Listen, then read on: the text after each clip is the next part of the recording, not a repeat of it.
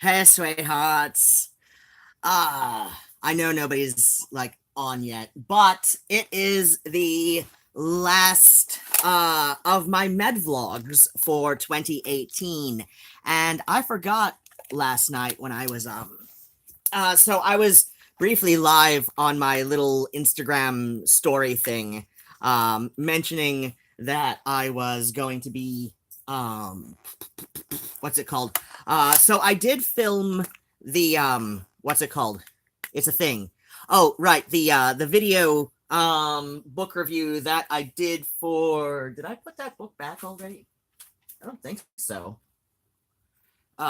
So I did a video book report for not this one. It is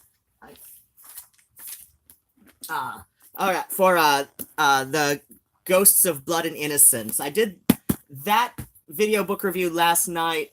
I'm still not finished with the editing of it. You know what? I'm gonna change this around. Can I? Oh wait, no, that's not the one. Hello. There we go. Let us. Ha ha ha. Enable flash. Oh, hey, I can do that. Oh, sweet. So yeah, I haven't finished editing the thing. I haven't finished editing the video down yet. I've already clipped about a minute or two from it of just like various extended pauses and ums and ers and little shit like that. But but so yeah, I finished filming. I ended up winging it though, because while I usually have my video book reports written down usually in pencil so that I can so yeah, I've got Shades of Time and Memory written down here, and Wraiths of Will and Pleasure, and the one for the Wraithu Omnibus that I wrote somewhere else and I lost it. But I ended up transcribing it to my dead journal, which I haven't used in several months at this point. So as you can see, yeah, with Wraiths, this is written in pencil. I don't know if you can see it that well now that I've got it in black and white, but I prefer the look of black and white. And Shades is also written in pencil. And like I said, I prefer writing in pencil so that I can erase things, but my mechanical pencil, which is on the other side of the coffee table, and I'm not wearing unders right now, so my mechanical pencil, the lead ran out, and yeah, that is going the right way.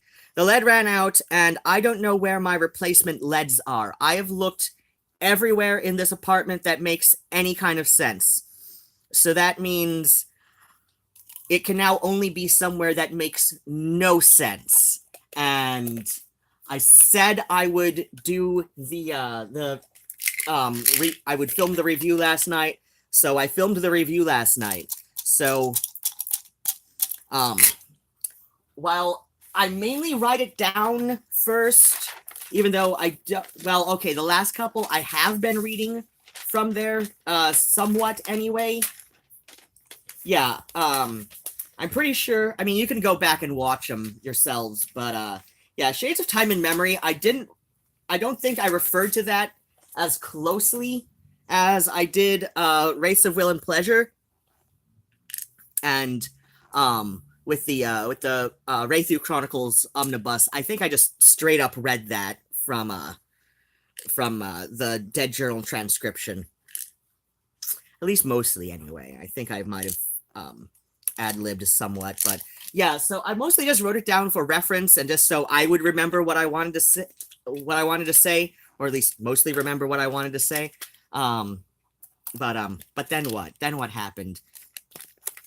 So no changes to the meds, but after this week, I'm only going to be taking the tamsulosin That would be the diuretic for the kidney stones. I'm only going to be taking that 3 more days after this week. Other than that, no changes in the meds. So what was I saying? Oh, right. So yeah, my pencil lead ran out. I don't know where they're at. I'm going to spend a little more time today looking for them after I finish with my chores, which is let's see. Today. Oh crap, can I get the time? 3:14 it looks like. So yeah, I've got to finish the meds, and then what do?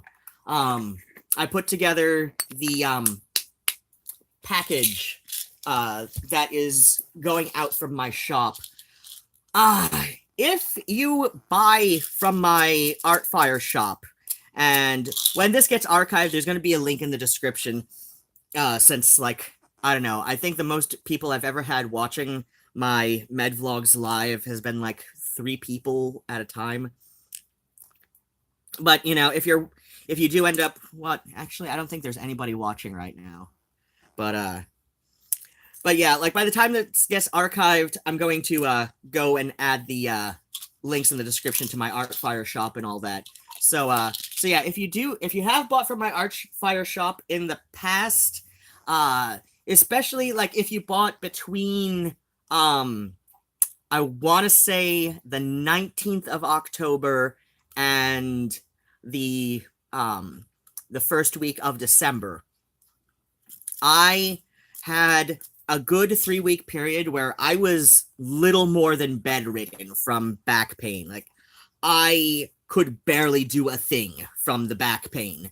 Like, my chores were kept to the barest minimum. I knew I had some orders coming in and building up, but that was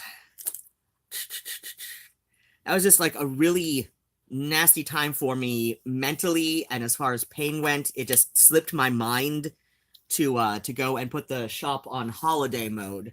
And so then what happened was, like, orders got backed up, and this is really embarrassing for me. Like, this is the worst time I've ever had orders backed up, but hopefully people have taken my concession of well, first off, everybody who messaged me about it, when they noticed that their order was like super mega late, I just explained that there was like a good 3 weeks I was just stopped up with back pain, and that orders were backed up, but everything was going out. I was sending out packages. By the time I finally started sending them out, it was like the last week of November. I was getting caught up, you know, at a reasonable rate. Maybe around the 20th of November, I started getting things caught up at a reasonable rate. And then what happened? But still, like, because of all of my appointments and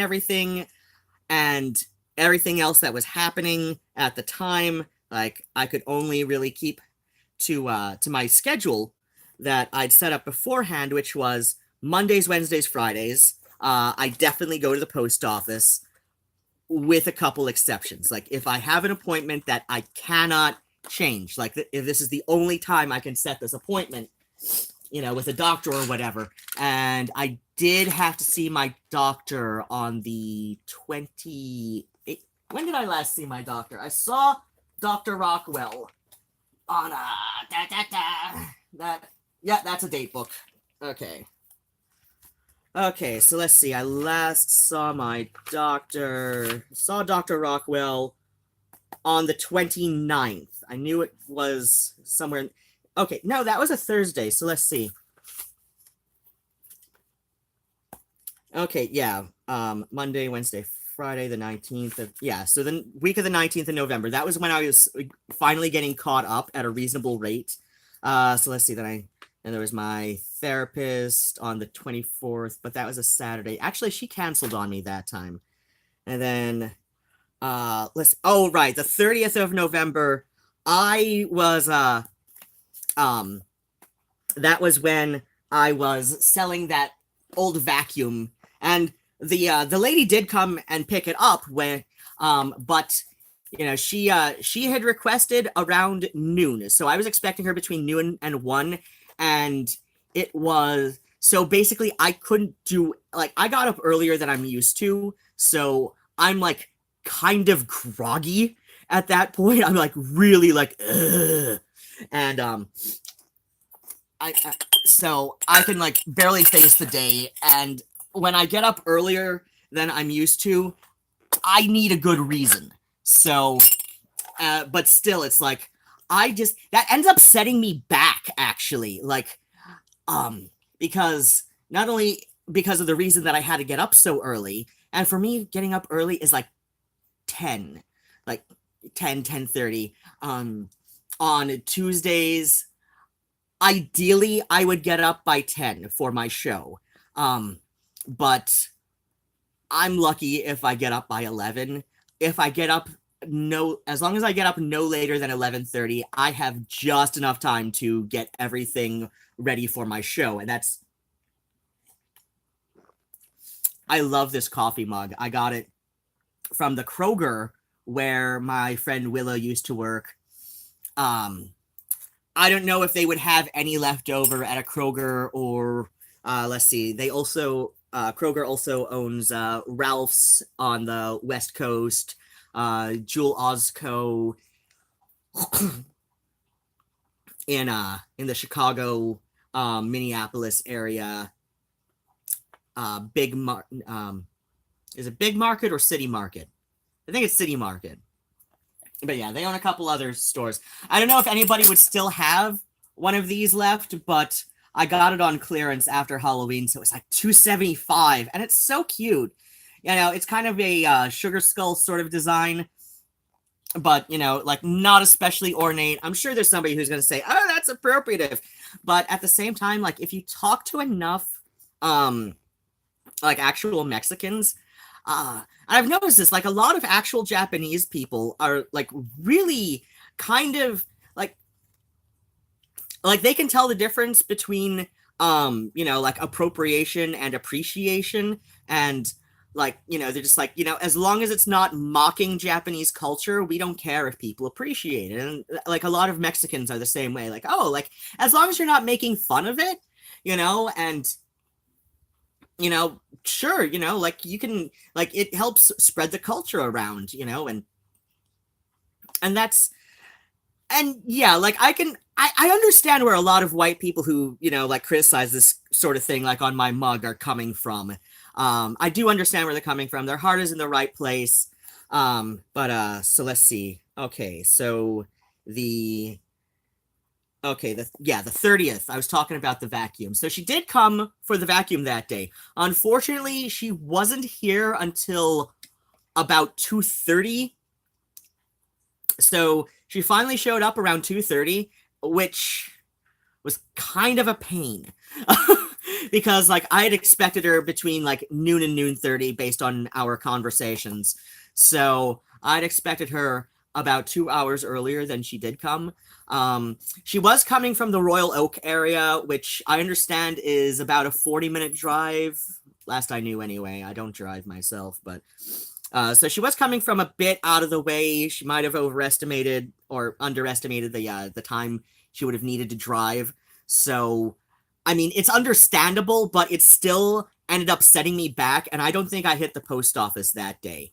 Or if I did, it was with just barely enough time to get in and out and then back home so I could see, get ready to go out and see the room. That was seriously one of the rowdiest crowds I'd ever had for the Michigan State Theater in downtown Ann Arbor.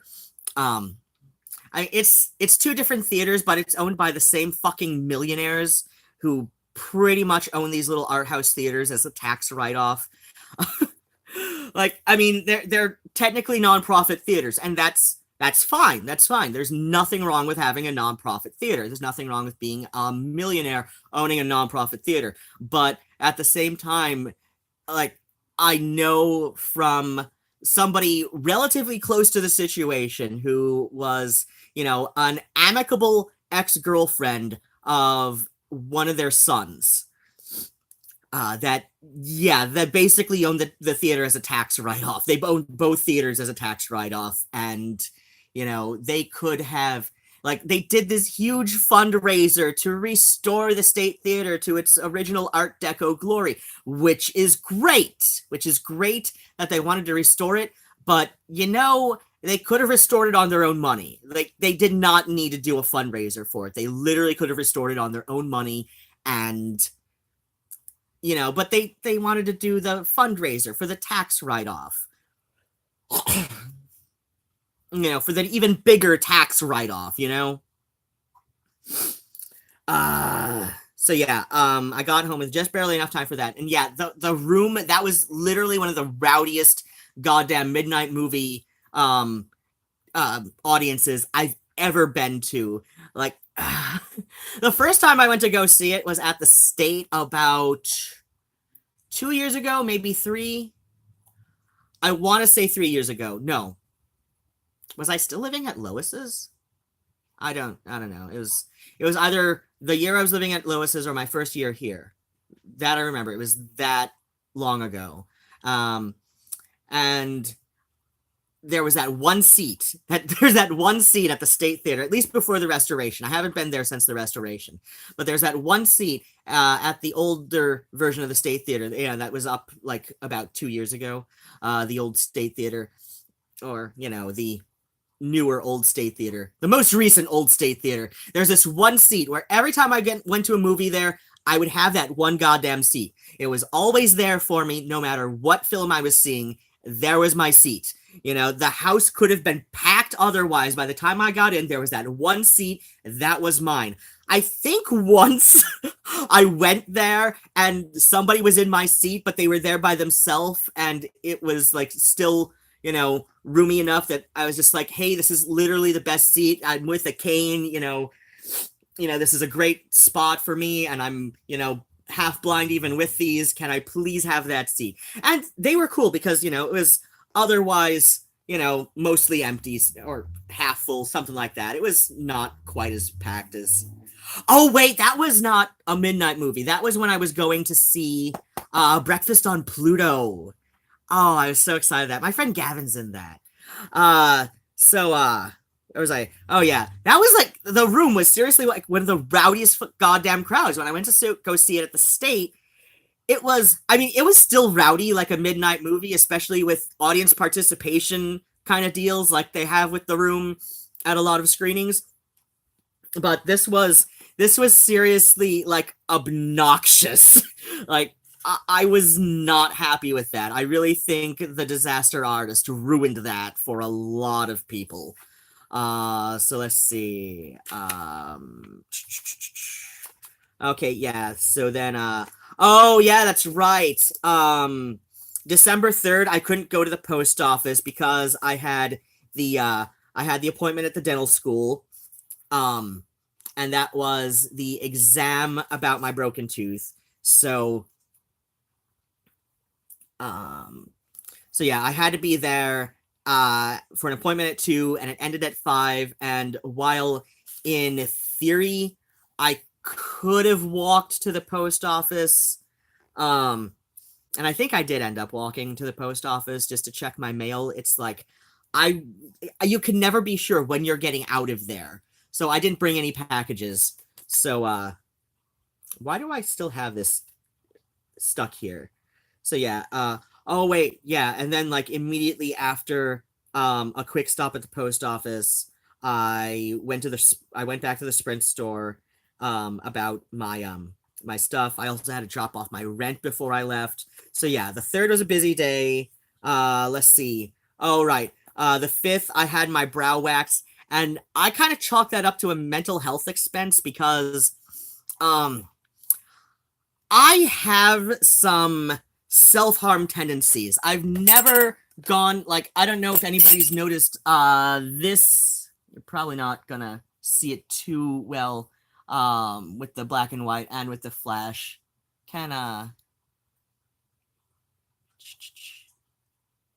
Does this help? Yeah, you can kind of see it, at least with my vision. So I've got a scar on my wrist, but that is clearly, like, if you're familiar with how scars look, that is a surgery scar. I had a ganglion cyst on my wrist that needed to be excised. They kind of run in my family. My dad had a couple huge ones on his knuckles that he never got taken care of because, yeah, man, walk it off.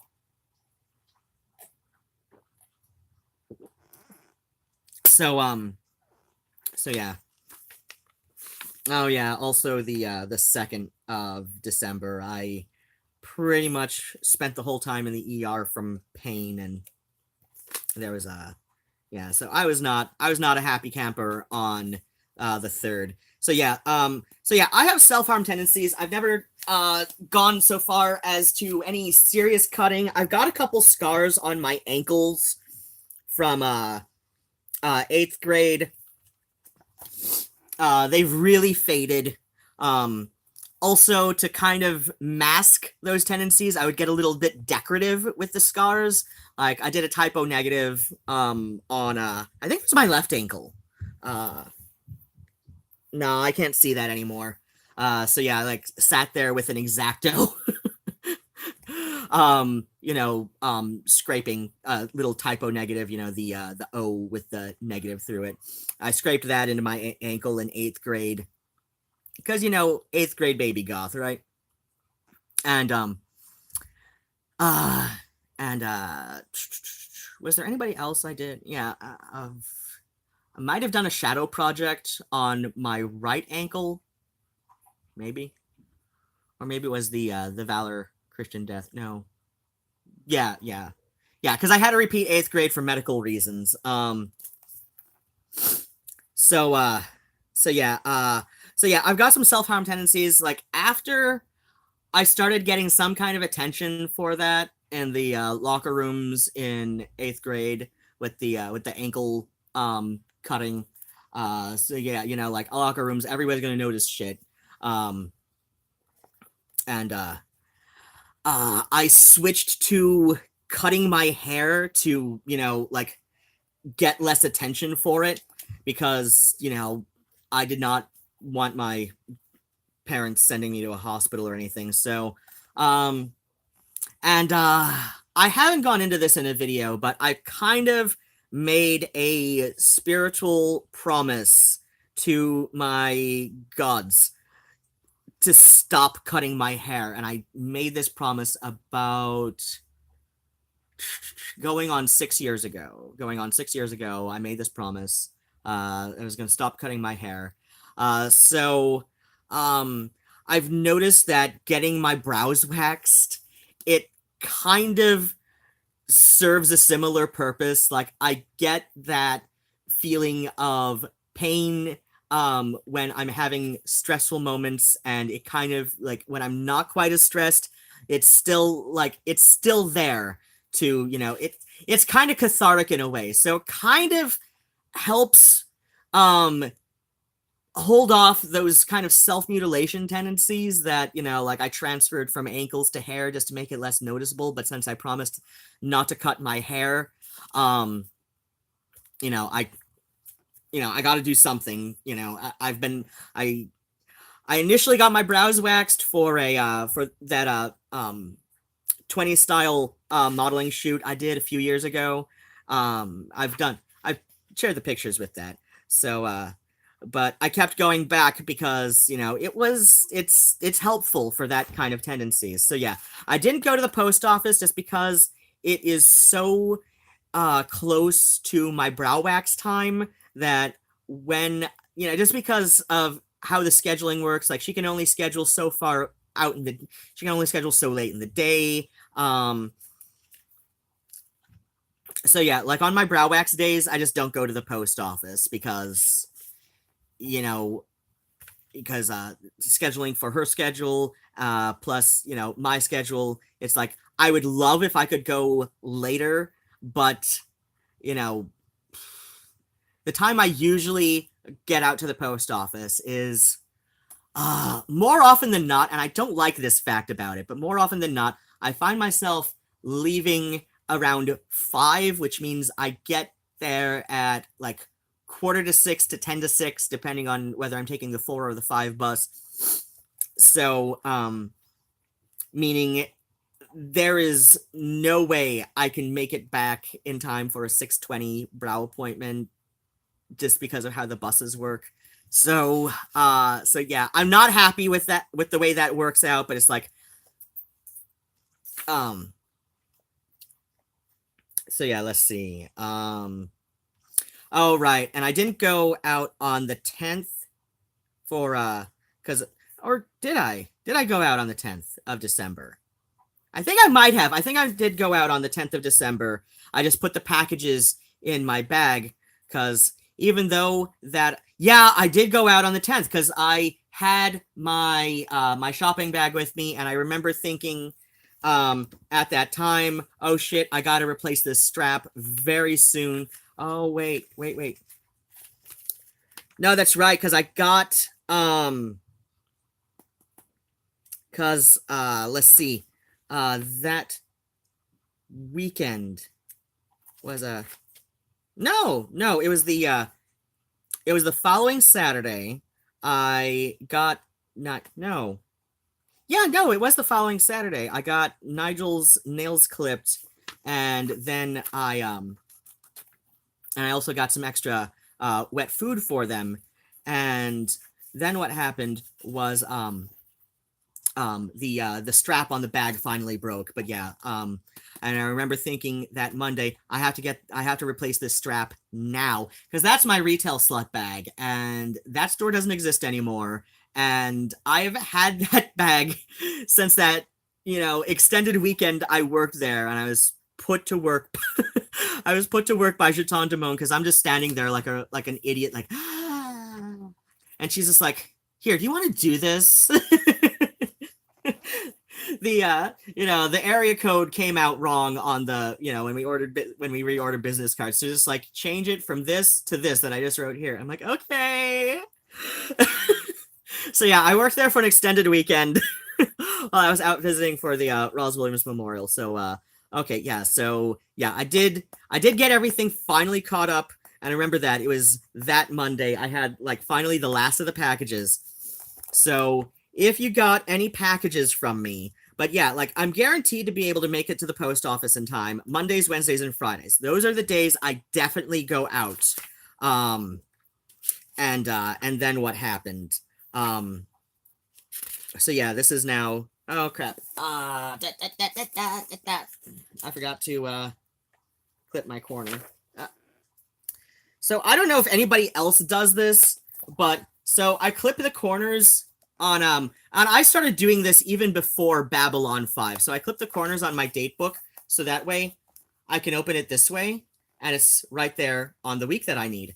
And like I said, I've done this even before Babylon 5. If you want to say it's a Babylon 5 thing, be my guest, you'll still be wrong. One of my junior high, they passed out these little planners at the beginning of the school year. I don't remember where the hell we got them from. If it was some kind of donation sort of thing. That's right, I was putting pills in the pods. But yeah, they passed out these planners that year.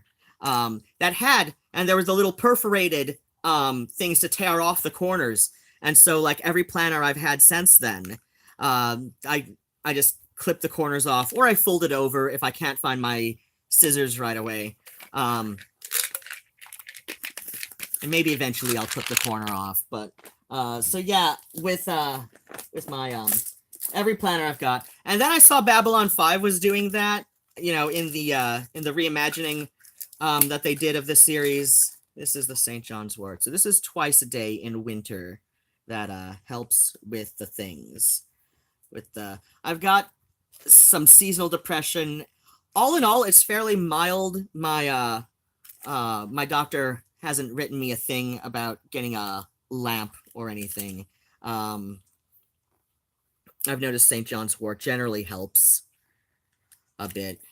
And on the good side, the active chemical compound that occurs naturally in St. John's wort is kind of distilled down to make Prozac, at least according to my my primary physician, and she's a DO, so she kind of tends toward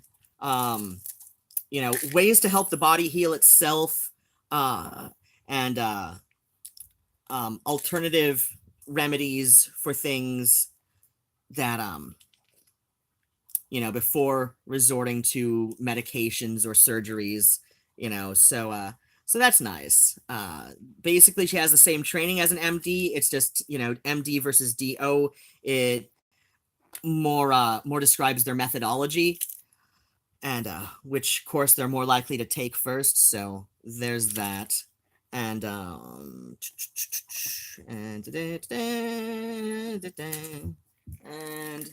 I've only got these ones left. Okay. And this one is the omeprazole, because I've got gastroesophageal reflux disease, and I goddamn hate those goddamn ads for the Prilosec OTC, which is the over-the-counter version of it. Yeah, it's at a much smaller dosage, which is why I can get this covered by Medicare.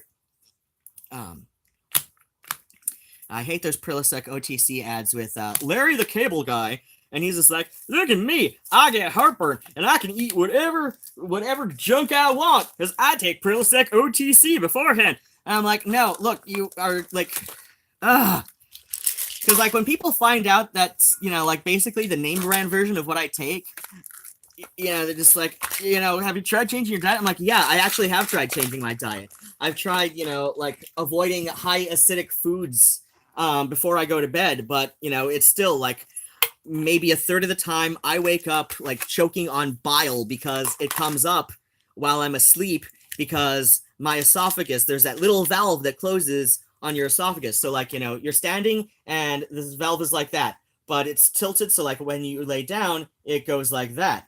And mine doesn't close all the way all the time. It's not guaranteed to close all the way. So I take the omeprazole to reduce the stomach acid. And I've noticed I probably could take it at night just to fill out my nighttime meds and remind me to take them more often. I don't know. I'll try moving the dosage around just so things and stuff. So my psychiatrist, speaking of my meds and shit, so she and I were talking. Oh shit, that's what I've got refilled. Oops. Yeah, I do have to go before the oops. I thought it looked low, but yeah, that's what I've got. So I definitely got to go before the 31st. If anybody has a PayPal and wants to send me a little something. So I thought I was, yeah.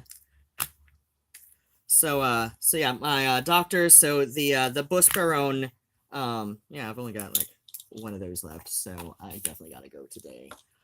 So yeah, the Buspirone, she and I were talking about maybe weaning me off either the Buspirone or the Paxil at first, because she's noticed that since finally getting treatment for my ADHD, finally as an adult for the first time ever in my life, that my anxiety has been at a minimum. Like, I'm only taking the Xanax on an as needed basis, and that's okay. That's okay for me to keep getting, a refill on that, since, oh god, the last time I took it was like maybe 2 weeks ago, if that. So, like on an as needed, because that's so fast acting, keeping that, keeping his prescription on that open on an as needed basis, that's fine. That's fine. But yeah, she was thinking of weaning me off either the Buspirone or the Paxil first. And I think we're going to try the Buspirone first, just because that, I don't know. She was talking about the Buspirone first, weaning that off. Just to see if, because I'm already off the Lamictal, the Motrigine. So I'm already off the Lamictal, and the And so I think the next she wanted to try getting me off of was the buspirone, because yeah, she's noticed after getting treatment for my ADHD, and apparently this is common when you don't get treated until you're an adult, is that, you know, a lot of times, you know, the just the inability to focus on getting anything done in a linear fashion, just, you know, to make the most use of your time, that'll often manifest as anxieties and depression. And so, you know, so yeah, like a lot of times adults will end up getting treated for anxiety disorders, and the you know, and their problem is actually something neurodivergent, like hi kitty. But their problem is actually something neurodivergent, like either like ADHD or a higher functioning autism. So yeah, that's something that, you know, we're willing to try. Like, is it really anxiety disorder? Or, I mean, yeah, it's really anxiety disorder, but it's something that that developed as a you know, that's something that developed comorbidly with did I take my vitamins? I think I did. But it's something that developed comorbidly as sort of a I don't want to say coping mechanism, because it's a very dysfunctional coping, you know, strategy for the brain, but yeah, it developed, you know, as a comorbidity with ADHD, you know, is our current hypothesis. So we're going to see, you know, so we're going to test for science by slowly weaning me off a couple, you know, my last couple anxiety meds, and see if that helps. Kitty, seriously, I know you're very sweet and you're very cute, Murnau, and everybody loves you. They do. They love you so much, but you're such a kitty. Yeah, we don't want to see your face, like, taking up the whole camera. No, he's very cute, and he's very sweet, and he's very goofy. But I'm going to take away his tail until he knows how to use it properly. No, I'm really not going to take it away, because he needs his tail. Like, not only is it an extension of his spine, it's also an extension of his personality. I'm going to annoy him. I'm going to annoy him until... Oh, God. Hi. Yes. And by an extension of his personality, I mean it is, like, always in your face when you need it the least. And he is very much that way. He is. Of course, unlike his namesake, he's not an especially big cat. And Friedrich Wilhelm Murnau is about 6.5 feet tall. Based on photos, fairly lean for 6.5 feet tall. And, you know, I mean, leaner end of average, you know, like he wasn't, you know, he wasn't corpulent like Oscar Wilde, who was also about 6.5 feet tall. Well, maybe a little, maybe 6'4", something like that. He was large. He was a very tall man. And I know I'm 4'11", and I do have a mild weakness for tall. I do have a little bit of a weakness for very tall guys, but it's more just like the contrast of, like, oh, look, he's so fucking huge. My high school boyfriend was 7'2", and here's the funny part is I was still 4'9" at that point. I was 4'9" until I was about 19 years old.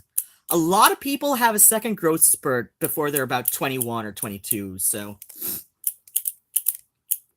And sometime between the ages of 17 and 19, I shot up another 2 inches, 2.5. Yeah, I'm like 4'11 and a half on a good day. Sometimes 4'11 and 3/4 first thing in the morning.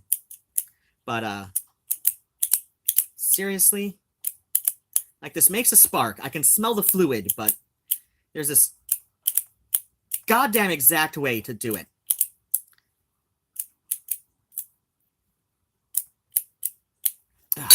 Fuck. Whereas this one, I guarantee you this has a flint in here, but nothing. This, you can at least hear the wheel rubbing on the flint.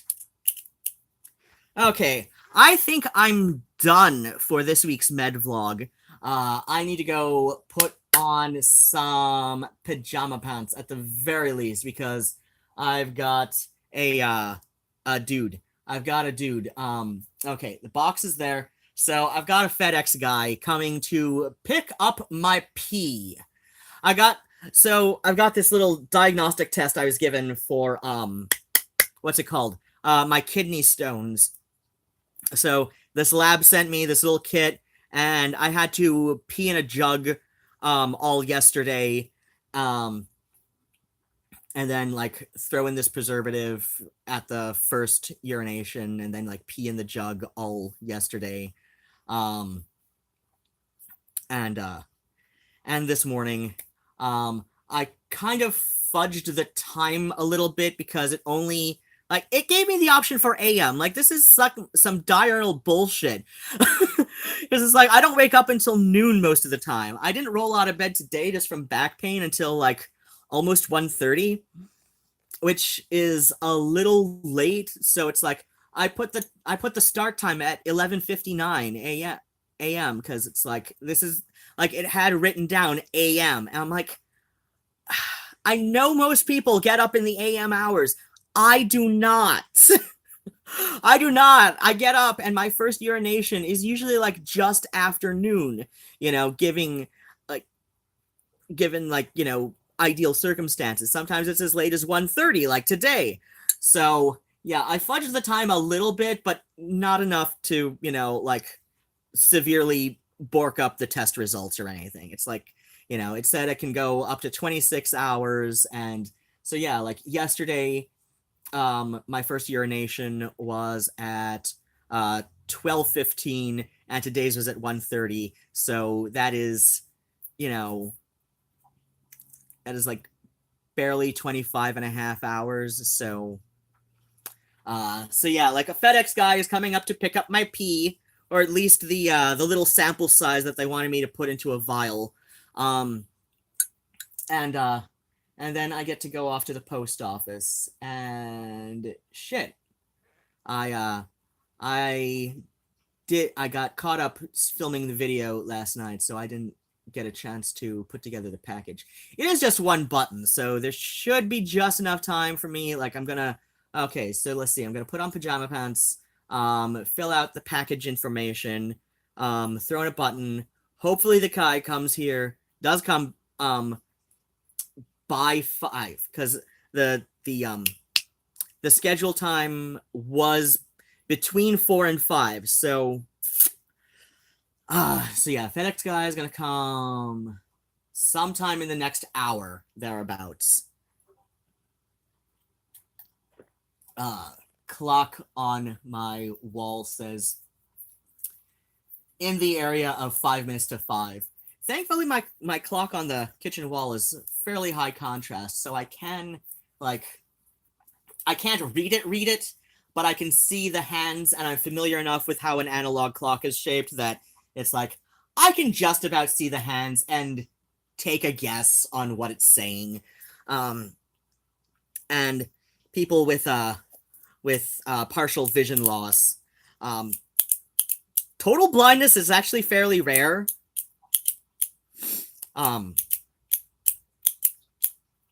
Total blindness is actually fairly rare. Like 0% light perception is actually fairly rare in the scope of the blind and low vision spectrum. I'm kind of at the borderline of low vision. I know sometimes it sounds like I might be exaggerating a bit. Sometimes it almost feels like I might be, but at the same time, it's like I have no real peripheral vision.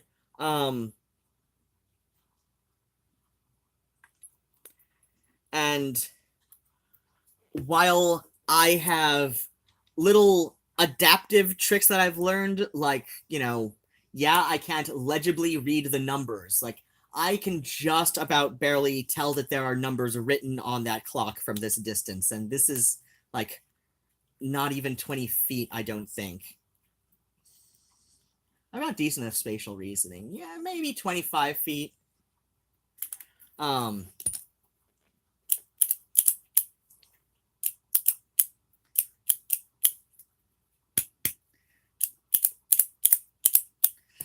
So yeah, I've got decent enough spatial reasons. This is like maybe about 25 feet from here to that wall. So it's like I've got these little adaptive tricks that I've figured out with low vision. And I don't know. Sometimes I feel like I might be exaggerating, but then again, at the same time, it's like I cannot legibly read that. I know most of my friends would be able to legibly read that from this distance. I mean, it might not be perfect 20/20 legibility at this distance for them, but they would still be able to read that. I physically cannot. I've learned these little adaptive tricks. Like I said, like the hands are, bigger and bolder against the black clock face than the numbers are, comparatively speaking, and I can see the approximate locations of the hands, and I can guess, okay, it's in the area of 5 minutes to 4. It's in that area. Plus, there's the fact that I set my clocks about, between 2 and 5 minutes fast. I set all of my analog clocks about 2 to 5 minutes fast because I don't want to be late for stuff. So, and then what happens? So yeah, it's like I've learned these little adaptive tricks, and if it's something that I see all the time, I learn, okay, that is approximately, how, when I've seen the number 4 bus from that, when I've seen a bus from that distance that ends up being the number 4, that's approximately the width of, the word Washtenaw to Central Campus, or CCTC as they put it on there, or number 4 to, Blake via Umish Hosp. So it's like I've learned the widths of things as an adaptive trick. But yeah, I'm gonna let you go. I'm gonna end this here. A good 40 some minutes in. This is one of the longer ones, probably because I was ranting so much about, scheduling and shit. So yeah, I am going to be live again later tonight, doing live reading. I am going to be reading some T.S. Eliot tonight, and that's going to be around 2. I've chosen Rhapsody on a Windy Night, and I'll probably find something else that I wanted to read. All right, sweethearts, spats and kisses, and goodbye until tonight.